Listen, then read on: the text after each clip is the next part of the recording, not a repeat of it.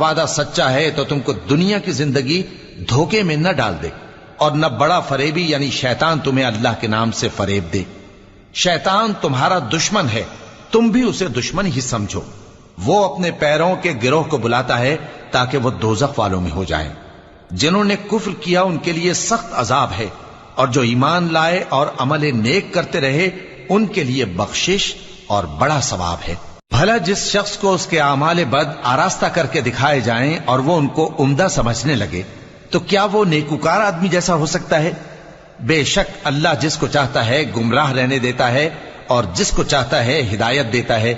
تو ان لوگوں پر افسوس کر کر کے تمہارا دم نہ نکل جائے۔